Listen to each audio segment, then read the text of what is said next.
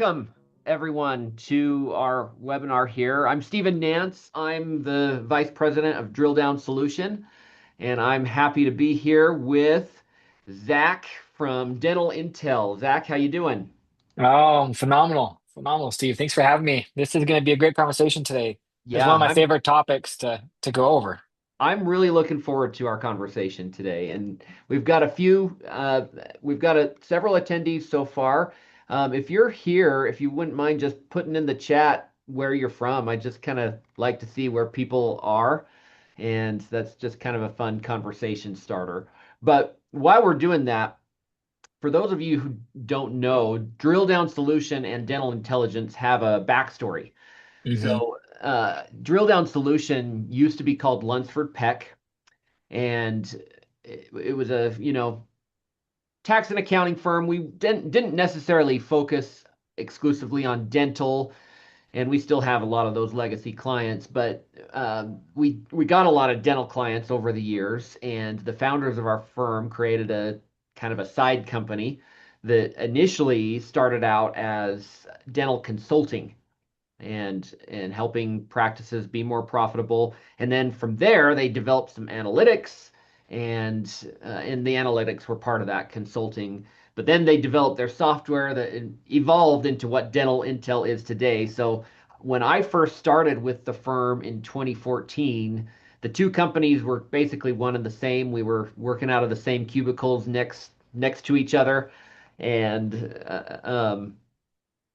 as a matter of fact, when I first started, I didn't really know the name of our firm. Is it Lunsford Peck? Is it Dental Intel? We were also going by a brand of Procore at the time. Uh-huh. I didn't know what to call ourselves.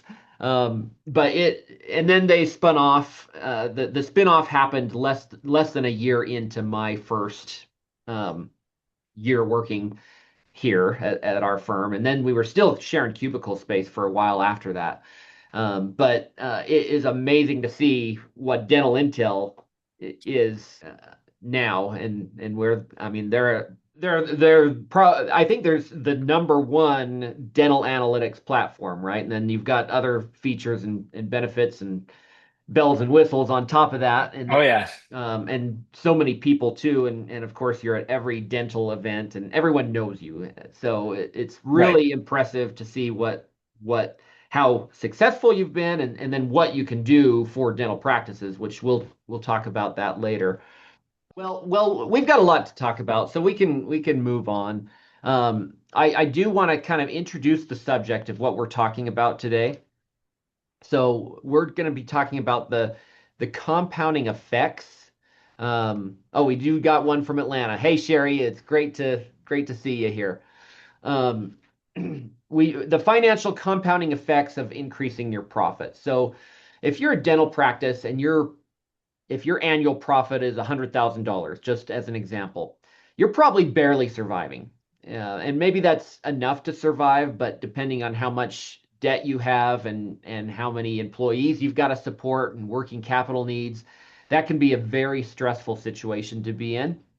If you go that up another 100,000 and you're at $200,000 of annual profit, you probably have some breathing room, and you're probably able to take care of the business, take care of the practice, take care of your people, your family.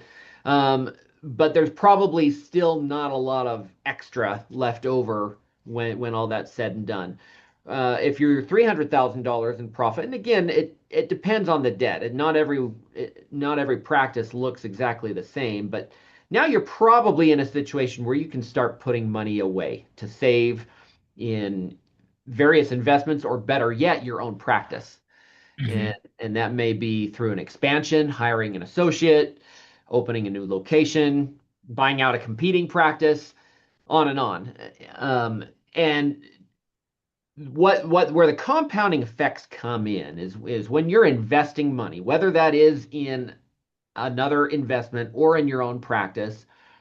If you're able to save, let's just say, for example, $10,000 a month over a 10-year period. Zach, trick question. What are you going to have at the end of 10 years if you put 10,000 a month away for 10 years? Well, Exactly if that. my math is correct, it's going to be like 1.2 million, You've got right? it right on the head. All Exactly. right. Now that's just saving the money. But if you assume a rate of return on what you're saving, again, whether that's in your own practice, because you should be getting a rate of return on what you're putting into your practice, whether that's through a big piece of equipment or any of those other things, or a separate investment. If we just assume a 5% annual return, at the end of 10 years, you're going to have almost 1.6 million. That's a $400,000 additional benefit. If we can get a 10% annual return, you'd have over 2 million at the end of that 10-year. Wow. So, I mean, we're almost doubling our money here just by a 10% annual return and being consistent at putting that 10,000 away over a 10-year period. Now, if we expand that over a longer period, your whole career, and if we're able to increase your profit so that you can save and invest more of that profit, reinvest that profits over time. Now you think about the implications on what that can do for your family, your loved ones, your practice, your legacy, and whatever lifestyle you want to maintain for yourself and the causes that you want to support. Those implications are huge. So, Zach, this is where dental intel comes in. How does a practice owner increase their profit? Right? Yeah, I think that's a question that everybody asks. Whether you are a practice owner, whether you are an employee, the question we ask is like, how can I make more money, take home more money, right? And so, and there's a lot of schools of thoughts around that, Stephen. A lot of people will talk about, well, reduce your expenses. Well, that's great, but I can only reduce my expenses so far, right? You can't fire everybody on your staff because you need them to run the practice. That doesn't help you take home more money at a point, right? Like, so the question is, how can we sustainably grow? Is probably the question, and how can I do more with what I currently have? Or where can I invest more time, energy, and effort to bring another return in from a different source, right? But where dental intelligence really shines is going to be giving practice owners more insight into what's going on in their office, right? What's going on in the practice, what's going on with their team. Um, and the beautiful thing with dental intelligence, and the reason why we took off so quickly when Western Lensford and others created the software is because finally practices could answer this question: where am I leaking production? Where am I leaking patients? Where can my team do better? Or some doctors ask the question, I created this standard of care around perio. Is my team following that? Um, and without dental intelligence, a lot of those questions just keep going unanswered unless practices track that manually. But then that's another time suck right there, as I call it, because if you're going to track your stuff manually, that means you can't spend time doing other things that grow the practice, right? So with that, let's kind of jump in, and I'm going to share my screen of a practice that we've been working with since 2017. One of our long-standing customers, they've been with us for, like I said, 2017, and they do some things very well here. And I want to highlight what they do because they've seen some great growth over the last several years. So the biggest thing that I see where practices miss production and therefore profits is not Mhm. following up with um, scheduled or unscheduled treatment. Sorry, not following up with preventive treatment, but that's gone unscheduled. So, what would you say the average treatment acceptance rate, Stephen? What do you think that might be? Uh, 60%. Oh man, if only it was that high. So we have around 11,000 customers, which is great. And with those 11,000 customers, we have all of their data, which is an awesome sample size that we can pull in and do some awesome analysis on practices performance and get some really good benchmarks. So the average treatment acceptance is around 36%. Wow. Okay, which is crazy, right? When I ask doctors what their treatment acceptance rate is, a lot of them do a gut feel, oh, it's high, it's 60, 70%. That's not the case. It's actually much lower than that. Mm. Um, and so this practice here, they have a treatment acceptance rate of 39%. So this metric is showing in the month of January, yep, in the month of January, the doctors here have presented 95,000 patients have scheduled 36,000, so 39%. The question is, what do we do with the other 60% here? What happens? And so the question I want to ask, all of our attendees here is like, what is your team doing to go after those patients? Are we waiting for the patients to call us? Are we waiting for them to come back 6 months from now at their next appointment to talk to them again about it? Right? Those are all strategies. Whether they are good or bad, I'm not gonna tell you my opinion with it, but those are strategies, but are they effective? That's probably the most important question we need to ask ourselves. Is what we're currently doing effective? So one thing that dental intelligence is really great at doing is helping offices put together processes to help make sure stuff like this doesn't slip through the cracks. And when you have a good process in place, whether you do it manually or whether you do it through a system like dental intelligence, one thing I highly recommend you do is track your team's efforts to Mm. this. Okay. If we want to grow, we need to have accountability on the team's performance. And so with Dental Intel, we will create a to-do list for the team based off of different categories. What today we're just going to focus on unscheduled treatment. And so this office here specifically, and I want everyone here to kind of consider this, this office here specifically feels that if it was important enough to treatment plan today, it's important enough to follow up with tomorrow. If the patient walks out of the office not scheduling treatment, the office does not wait a week. If the patient says, I need to talk to my spouse, which I think we've all used that excuse before, right? Hmm. Whenever I have a salesman come to my door, I say, let me have you talk to my wife, right? It's an excuse. But if the patient says, hey, I need to talk to my spouse, and that doesn't need to take a week at Yeah. that point, right? Let's follow up with them the very next day. So this office here again gets a list of patients that need to call and follow up with. The nice thing is that we track these patients automatically, we give them a list. And so whether you use Dental Intel or not, I recommend that you create your own process to keep track of these patients. Um, and then the other beautiful part, as I mentioned before, accountability has to be part of your growth strategy. Stephen, I can imagine how much you guys have grown. I don't think that growth would have been fully possible without like measurement and accountability amongst your own team, right? Yeah. Yeah. Like it plays a huge part into every business out there. Hmm. So this office specifically assigns treatment follow-ups to their treatment coordinator, Shanice. And Okay. so Shanice logs in every day, Stephen, and she makes a couple calls a day. She's not dialing for all 8 hours. It's just a couple calls. So in the last month, she's made 52 dials, so about 2 calls a day, contacted 24 patients, scheduled 13 patients, and added $17,000, right? Yeah. Um, the beautiful thing here, well, the thing that restorative treatment is supposed to do for an office, right? These are your procedures like crowns, like implants and whatnot. These high dollar procedures, these are these are supposed to cover the cost of lower margin hygiene appointments, right? These are the things that bring in more money into the office. And so the more that we can do of these procedures, the more that an office will grow. The more the office can follow up with outstanding treatment and get more of these procedures on the schedule, the more the office will grow, right? So that's one huge important part of making sure we're following up with outstanding treatment is that the more high dollar procedures you can accomplish, um, the more production you will do. And the more your production per visit will increase as well. So, I'll just interject here on as we're talking about compounding.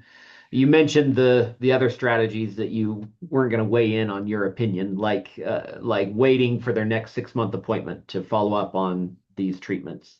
yeah, Well, if you look at this in this office, they were able to make those calls and get 17,000 scheduled. If you wait, what's the value of 17,000 now versus in 6 months? Or right, and if they're not going to schedule today, if you wait 6 months, what's the probability that they're going to schedule then versus if you call them the next day? right. So It's yeah, go ahead. I was just going to say, so Harvard Business Review did a study about just our memories, right? Um, and the reason why this office specifically calls patients the very next day is because they've backed it up using behavior psychology. Yeah. And our brains are really good at remembering what has happened over the last 3 days. Beyond that, it's a crap it's a crapshoot, right? It really is. And so the more you can talk to patients within a 3-day window about getting treatment done, the better chances the practices will have in scheduling the treatment. But to that point, um, I think we would all rather have $17,000 today versus 6 months from now, because we Yeah. all recognize things get more expensive. We're able to do something more with that money now than as opposed to later, right? Yeah. And Um, another Good. thought that just comes to my mind is what this does to the practice culture. If you're a Yeah. culture of getting these treatments scheduled and you're busy, you're productive both monetarily and just from a work standpoint, that culture uh, carries over versus a practice that is takes a much more passive approach to, every 6 months they might ask the question again, and it may or may not happen. And it's just Mhm. routine, very, very much more passive, and the practice is not going to be nearly as productive. Right. And you're absolutely right there in creating a practice culture, right? So Shanice here at this office, I've talked with her and I've asked her the question, like, how does it make you feel when you see that you're able to bring in this much money? She's like, Zach, that's the reason why I come into work every day, because I know that I am successful in what I do.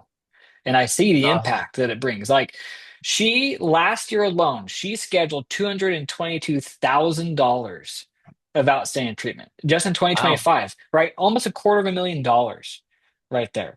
That I can't like that's amazing. She's bringing in a huge level of production into the office because of her work, right? So who would not be motivated when they can see stuff like that, right? Yeah. Well, And good job, so, Shanice, wherever you yeah, are. yes.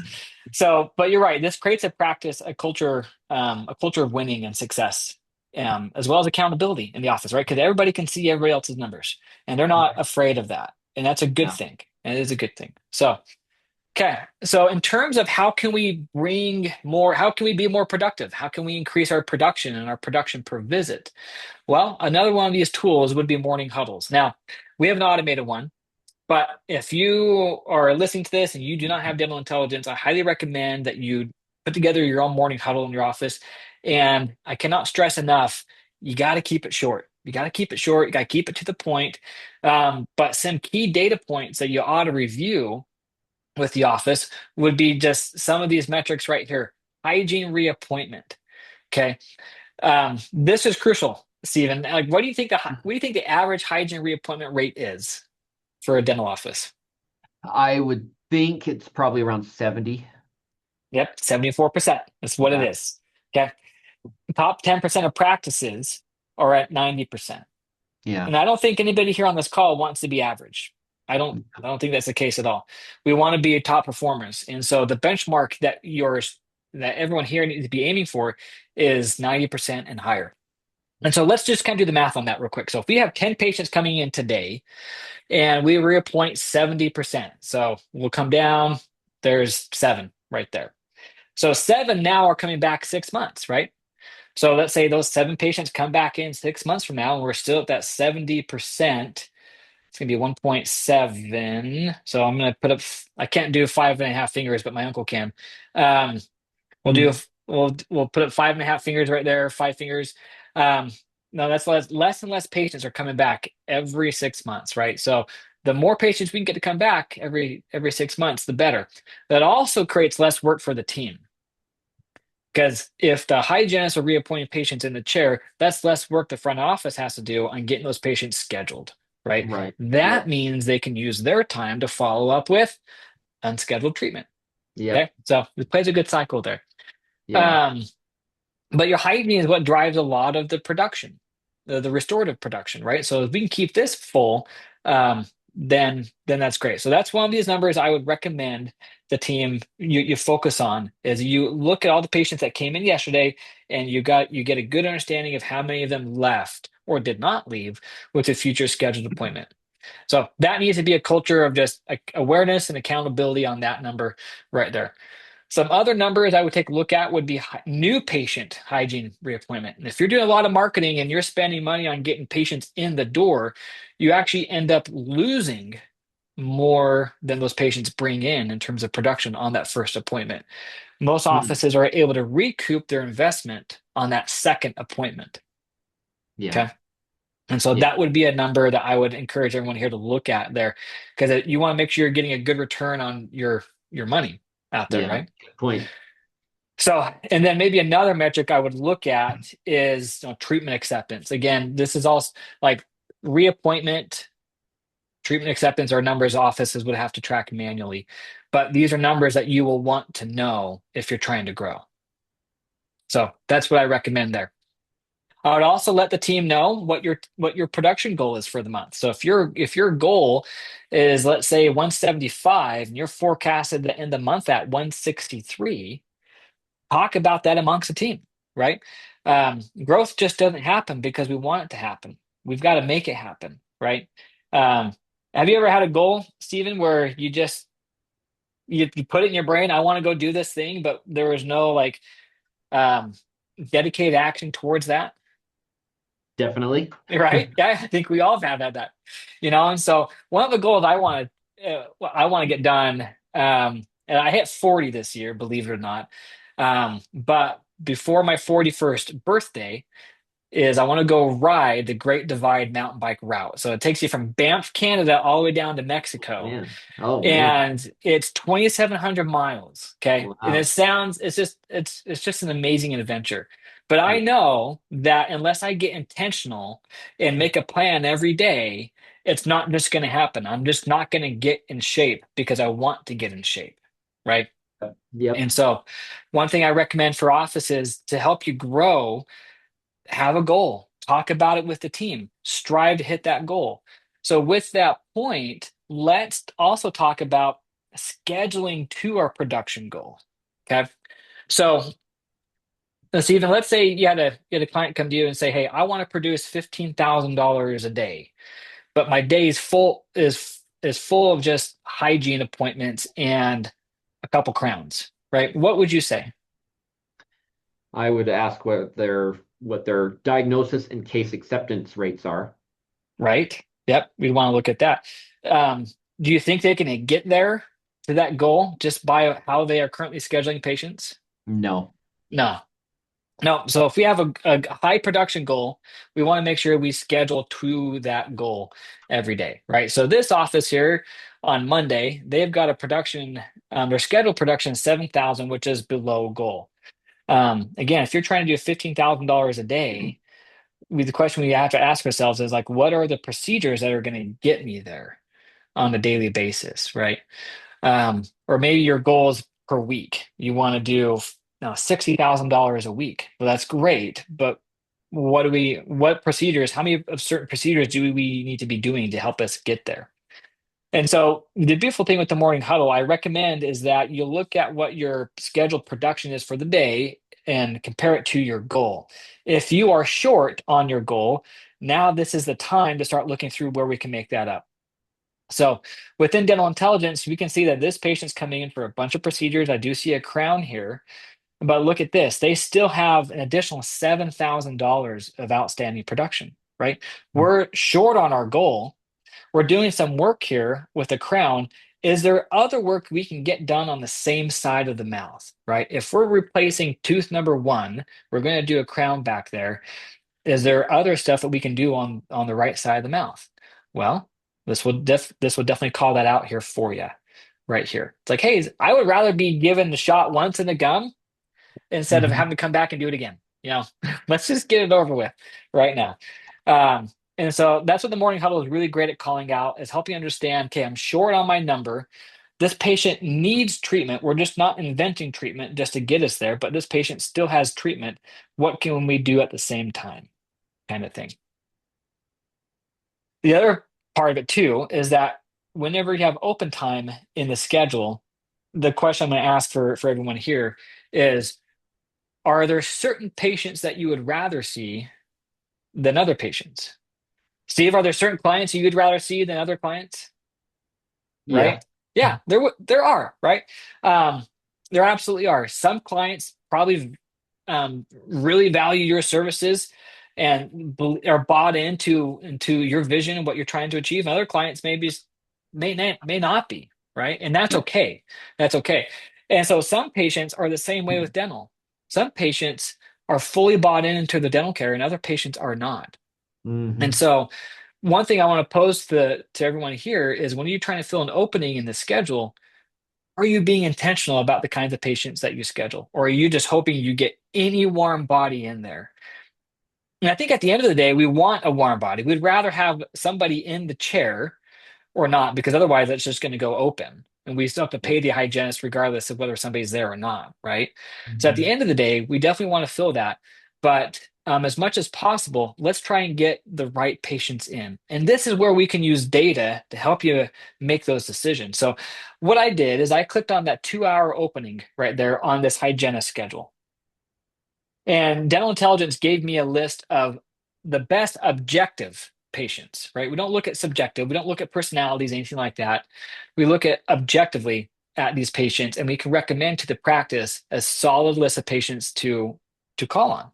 So we look at reimbursement rates. If everything else is the same, but the only difference is if somebody is a cash patient or an insurance patient, we will rank that insurance. So we will rank that cash patient higher versus the insurance patient because that cash patient will bring the practice more money because you don't have to do all these adjustments or write-offs, anything like that, right? So we can absolutely help you understand the best patients for you to schedule. Now, if you don't have dental intelligence and you want to figure out the best patients for you to schedule, I'm sorry, unfortunately, you're going to have to just write down and keep a list of your A list of patients that you want to give first priority to. That's really what it is. EagleSoft Dentrix Open Dental was not built to help you have an all-star list of patients at your fingertips to do that. But there's something I want everybody here to consider is when you have an opening in the schedule, are we just trying to fill it or do we want to fill it with the most productive appointments as possible? And I think everyone is answering, yeah, I want the most productive patients as possible. Yeah. So all these little things, right? These are not big, grand things that we're asking of offices. These are just little things, and these little things make a big difference. So, um, do you know? Well, this can be a trick question, but I'll ask anyways. What do you think the average production increase is for an office that uses or that does a morning huddle 3 days a week? Hmm. I have no idea. 17%, Wow. right? 17%. So if they are $1 million a year practice, that's an extra $170,000 that they were Mhm. able to add Wow. to it. So let's kind of take a minute and I'm going to show this. All right. So let's say here on Monday. Um, the average hygiene production per visit, is maybe let's say $130. We'll just go low. And let's say we got three of these family members or two of these family members scheduled. So that's 260 we're able to add. And then let's say from here we got just $500 of the unscheduled treatment opportunities added to the schedule next week. Or let's say, yeah, or even today, right? So let's got 260 plus 500. And then let's say we're able to collect $500 from this one patient. And then let's say we got one of these patients coming in to see the doctor, but it's not scheduled for hygiene. Let's say we got one of them scheduled here. All right. So that's $1,390 that the practice was able to add. That alone, Steve, is that going to make or break them? No. That's not life-changing money, right? No. But let's say the average office is open 18 days a month. So we take that 1390, multiply it by 18 days. That's $25,000. No, that Now makes we're a talking, difference. Right. right? Now let's multiply that by maybe, by 12 months. That's $300,000. Yep. Now we're talking, okay?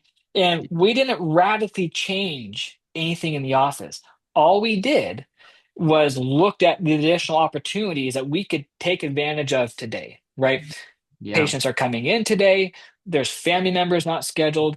There's outstanding treatment opportunities here we can take, we can hopefully get done today. There's some past due money. Let's get that collected. And we got some patients not scheduled for hygiene. So, how do we eat an elephant? One bite at a time. one bite at a time, baby, right? And this $300,000 pound elephant is there waiting for us. We just got to be aware of it. And Yeah. this is what morning huddles are meant to do. So whether your practice has dental intelligence or not, I highly recommend you do a morning huddle. Look at look at what the patients are coming in for the day.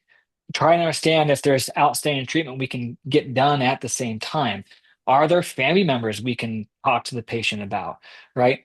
Or something I see pretty consistently is there panos, FMX, and bite wings that haven't been done in 5 years or more, right? That is stuff that's low hanging fruit that we can take advantage of here.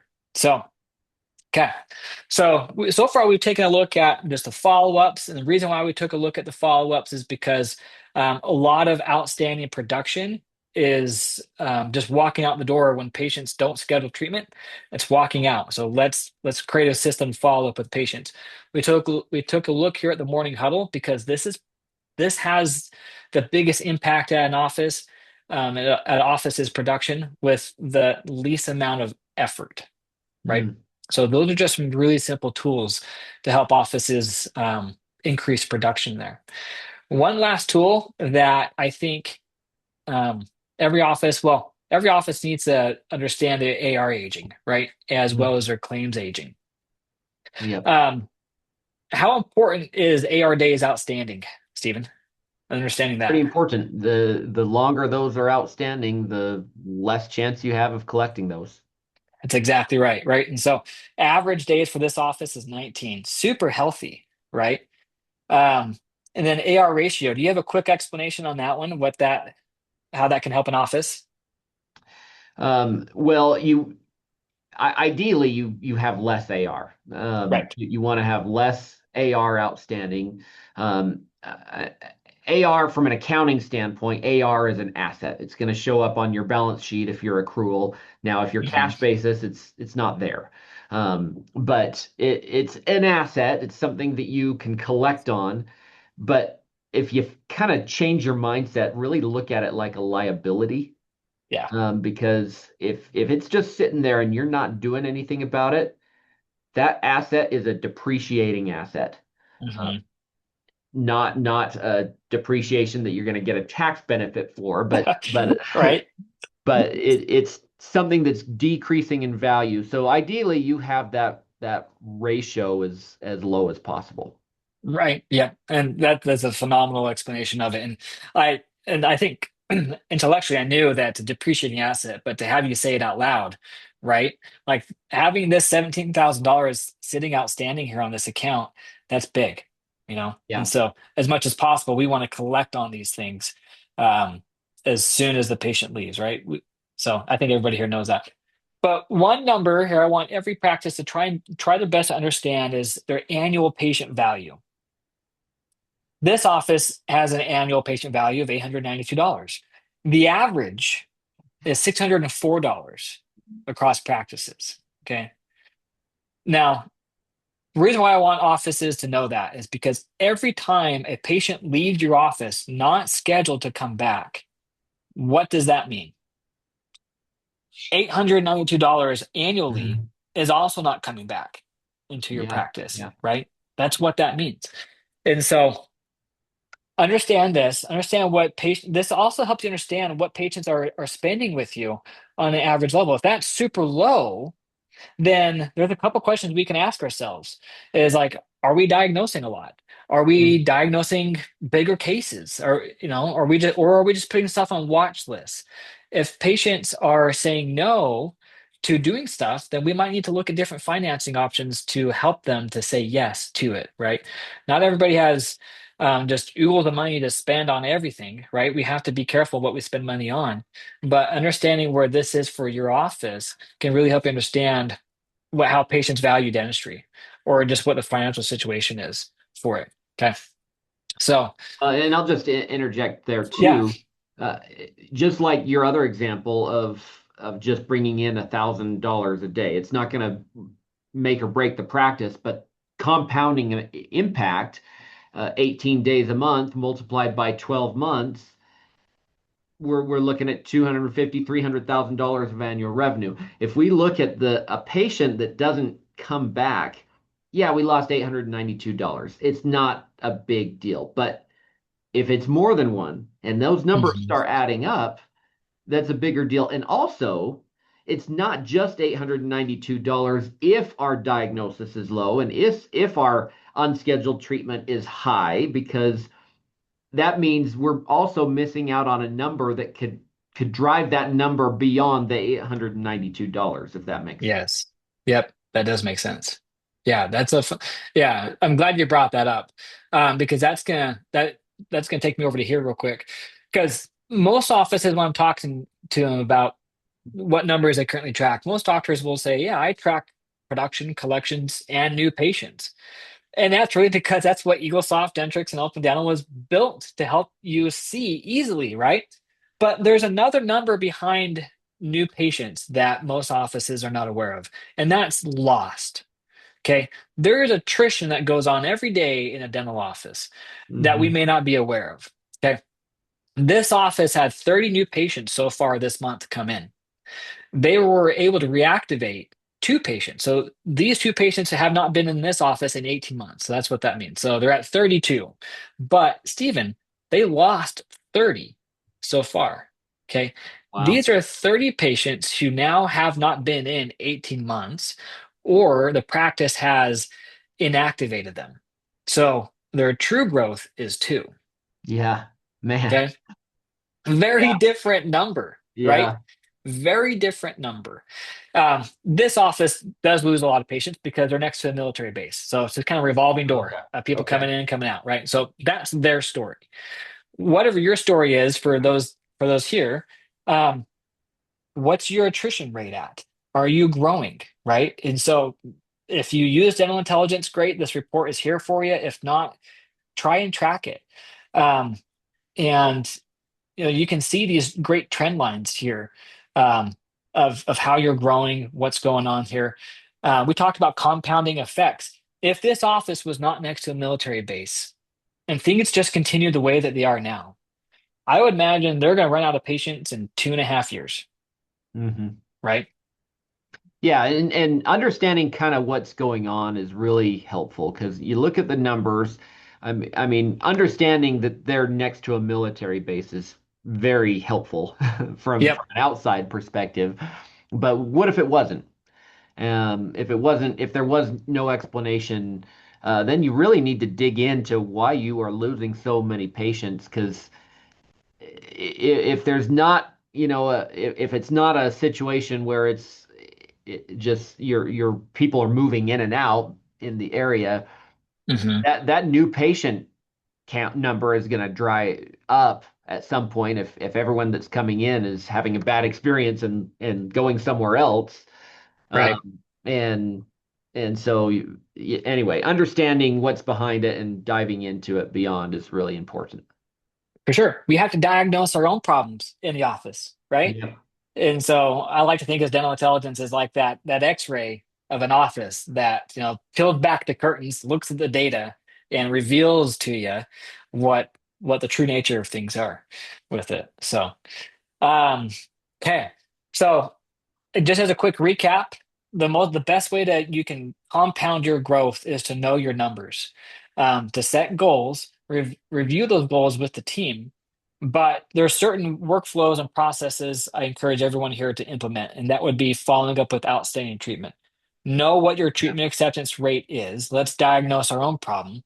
Are we, is our gut telling us we're at 70%, but when reality we're at 40%, right? Let's understand that number, because once we understand something, then we can begin to address it and Yeah. improve it, right? So understand your treatment acceptance. Once you have that in place, put a good follow-up process in place for following up with patients that came in and left, right?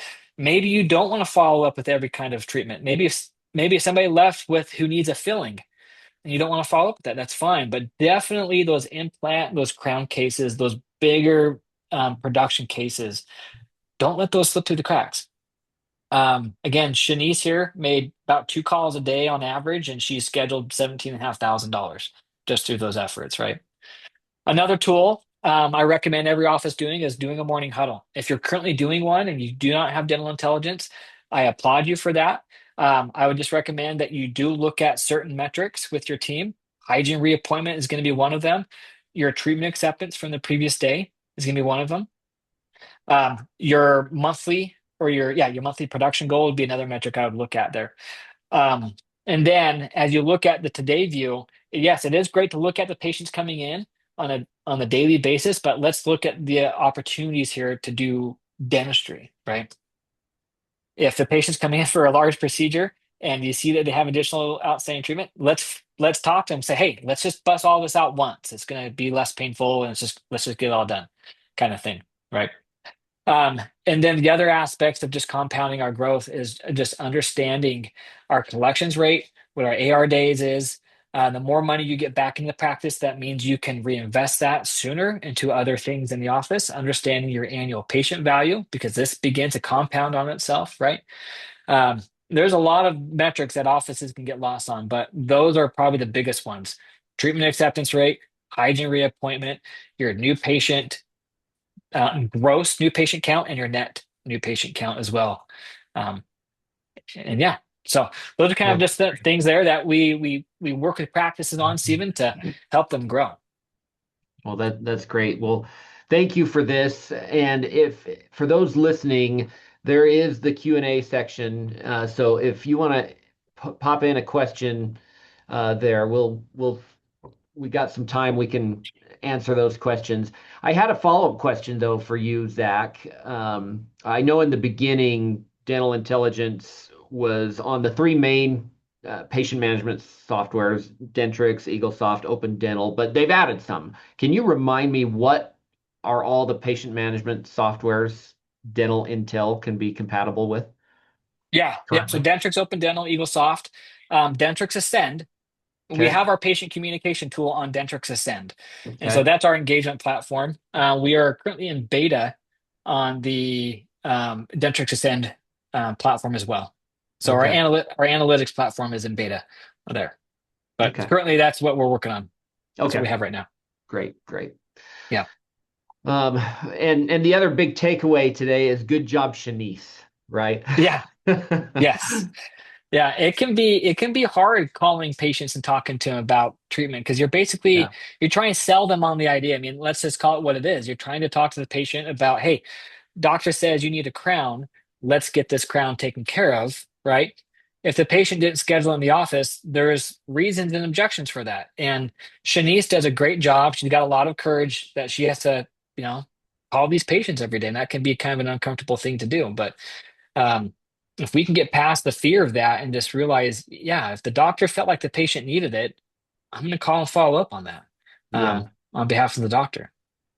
Well, and I think another kind of conceptual takeaway here is I think by humans as nature, we kind of gravitate toward a routine. I know I do. And this kind of the culture of the dentist all the way to all staff members. Um, I think sometimes we want to just go into work and have this work ready for us, and we do Hmm. the work and then we go home. Uh, Right. but really monitoring all these things, I mean, there's so many numbers to look at here, and it can be overwhelming. I get that, but really purposeful and intentional looking and tracking at what's really going on, understanding what's behind it, and then being intentional on scheduling that treatment and things like that can really make a huge difference in profitability for the overall year. And then, like I Hmm. said before, when we're increasing that every year, the compounding effects over your career can be huge. And by the way, this is not just for the dental practice owner, but every team member. If you're in a productive practice, first of all, your opportunities, whether you stay at that practice or go somewhere else, your opportunities are going to grow if you're intentional and good at bringing up the production value of the practice, but also that there's just more opportunity for raises and things like that as well. So those compounding effects can really be powerful. Yeah. And you use the word intention there. Like intentionality goes such a long way in every aspect of our life, right? Like if me with me achieving that dream and that goal of riding from Canada down to the Mexican border, I have to be intentional with my days, right? Yeah. I didn't want to get out of bed this morning, but I realized that, oh man, if I lay here much longer, I'm not going to be able to ride my trainer in my office. And then if I can't ride my trainer, then I'm going to be frustrated that I didn't get a chance to get a good ride in before I started my day, right? And Yeah. so being Yeah. intentional is makes a big deal. And um, the more data we have to back up, if we can align our goals with data, that really is going to drive a lot more success with it, you know? Yeah. And Yeah. so, however, everyone listening here is getting their data, um, whether it's manually pulling the data from EagleSoft Dentrix or Open Dental or whatever system you have, or you use a tool like Dental Intelligence, review that data consistently Yeah. and then back up actions with it. Great. Well, Zach, I don't see any questions in the question and answer right now, so I think you must have covered everything. Um, I hope so. but tell us just in the last closing minutes, if someone doesn't want or doesn't have dental intelligence but would like to seek dental intelligence out, what's the best way to find you? Yeah, actually, I've got a great QR code here. If you're here, you can scan this code, and that will allow you to meet with me. So something we can do for those listening is that we can do a snapshot of your practice. So that allows us to bring in your data into Dental Intelligence, and I'm happy to review with you your practice's performance, help you understand where things are at. I can even export some reports out to you. So you have that data. Like one of the reports I get most requested for, Stephen, is offices want to know how to get off of insurance. Hmm. So one of the data points we provide is that we can help you understand how much production, collections, and write-offs and adjustments a practice is doing for each of the carriers they take, right? So that's a Yeah. great report. I'm happy to run for anyone here. If you want that, just scan that code, schedule some time with me, and we can run that report together. Because if we're talking about compounding growth, I cannot emphasize enough how important it would be to start dropping your insurances as well. That's going to increase profits so much faster than if we just keep feeding the PPO machine. Um, Yeah, yeah, right and there. that definitely needs to be done in a strategic way. I've seen it backfire when people just try to go into fee for service right off the bat and or cold turkey, um, Yeah. and it needs to be done strategically, Yep. and it requires continual monitoring after. So That's exactly right. That's exactly right. And my uncle, my wife's uncle, he's a dentist in Illinois, and he dropped insurance, um, and he actually created his own membership plan with the patients in his office. And so, which works great because he's in a smaller town. And so he's able to go to these employers that they cannot afford to offer insurance benefits to their employees. And so he yeah, told the employer, said, hey, if your patients come to my office, I can get them on like an employee membership plan that will cost them, let's say $40 a month. That includes these things that are yeah, typically included in an insurance policy, right? And so, as a result of that, anyways, he's got all these local businesses that send all their employees to him, oh, that's and great. it's just a cash basis, right? Yeah, And so that's really changed the trajectory of his office. Anyways, he was telling me about that back at a New Year's party a couple of weeks ago, and so I wanted to share that here. yeah. Um, it's a That's great, that's great great. thought there. I've thought about that conceptually, and that's the first time I've heard of someone actually doing it. So Yeah, that's great. I was really excited to hear that. So, anyways, if anybody has Cool. any questions, you can definitely reach out to me. You can reach me also at zpatterson@dentalintel.com. And it's just the letter Z, last name Patterson, like the software or the company at dentalintel.com. Yeah. Okay. Well, it's been an absolute pleasure, Zach. You have a great rest of your day and a great weekend. You as well, Stephen. Thank you everybody for your time and hope and talk soon. Okay. See ya. All right. Bye bye.